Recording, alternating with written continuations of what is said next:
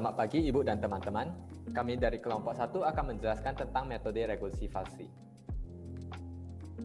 Kami beranggotakan Alexander Yuanata dengan NIM 2114011032, Elinda Sibaru Ginting dengan NIM 2114011050, saya sendiri Stephen J. Rusli dengan NIM 2114011059, kemudian ada Nicholas Yang dengan NIM 2114011062 dan Jungli Asian Raja Sitorus dengan NIM 2114011130. Yang pertama yaitu metode regresifasi.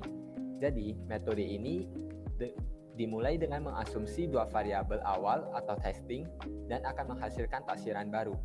Lalu, taksiran itu akan dipakai sebagai variabel testing hingga didapatkan taksiran yang mendekati jawaban atau akar persamaan.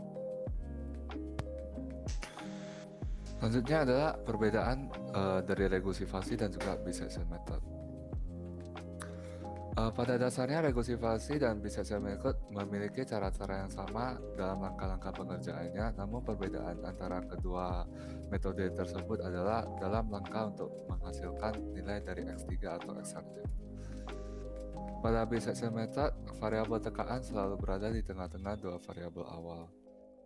Kemudian, salah satu variabel awal tersebut akan digantikan oleh variabel tekanan. Variabel yang digantikan adalah pasangan variabel yang dalam intervalnya fungsi berubah tanda sehingga pasti mengandung akar. Pada regresifasi, variabel tekanan adalah perpotongan antara garis fx1 dan juga fx2 dengan sumbu x. Dibandingkan dengan bisection, pencarian nilai variabel tekanan dengan cara ini lebih akurat sehingga mengulangi berapa kali dibutuhkan perhitungan dibandingkan dengan metode bisection. Seperti pada metode bisection, variabel awal yang diganti adalah pasangan variabel yang dalam interval fungsinya berubah tanda agar mencakupi akar persamaan. Selanjutnya kita akan masuk ke dalam algoritma regresifasi yang terdiri dari 3 langkah, di mana langkah pertama itu adalah persiapan, di mana kita mencari tahu apa saja yang diketahui dari soal. Bisa dilihat di sini ada pilih X1 sebagai bawah dan X2 sebagai puncak taksiran untuk akar, sehingga perubahan fungsi mencakup seluruh interval. Kemudian kita lanjut ke langkah 2, yaitu rumus utama kita, di mana taksiran akar ditentukan oleh X3 sama dengan X2 dikurang fx2 dikali x2 kurang x1 per fx2 kurang fx1.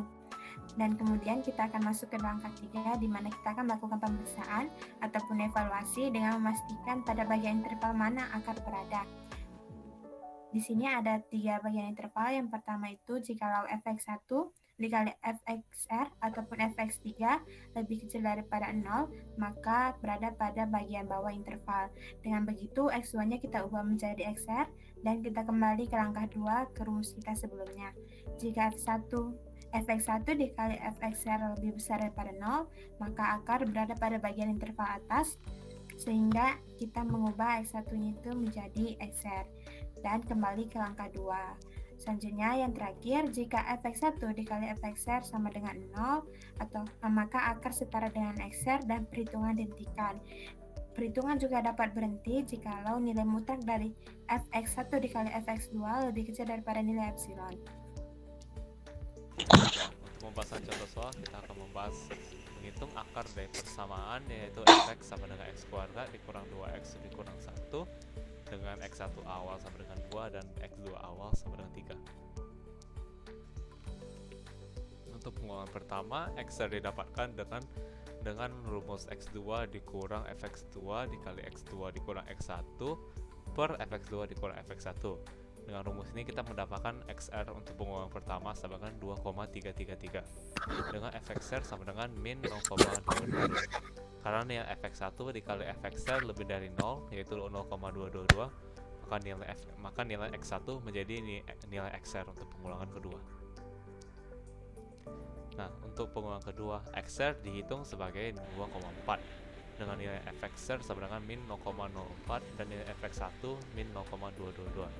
Karena nilai fx1 dikali fxr sama dengan 0,00888889 atau lebih dari 0, maka nilai x1 menjadi nilai xr untuk pengulangan ketiga. Untuk pengulangan ketiga, nilai xr sama dengan 2,41176 dan untuk nilai fxr sama dengan min min 0,00692042.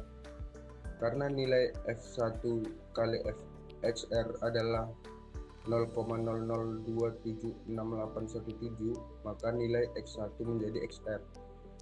Kita lanjut ke pengulangan keempat. Di pengulangan keempat, nilai Xr sama dengan 2,417379 dan nilai Fxr sama dengan min 0,00118906. Karena hasil perkalian Fx1 dan Fx2 lebih kecil dari 0,05, maka iterasi berhenti. Kemudian ini ada tugas, yaitu Fx sama dengan 5x kuadrat kurang 3x kurang 42, dengan x1 itu 2 dan x2 itu 5.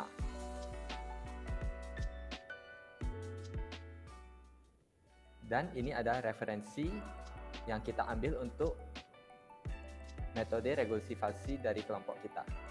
Sekian presentasi dari kelompok 1. Mohon maaf apabila ada kesalahan pengucapan. Kami ucapkan terima kasih.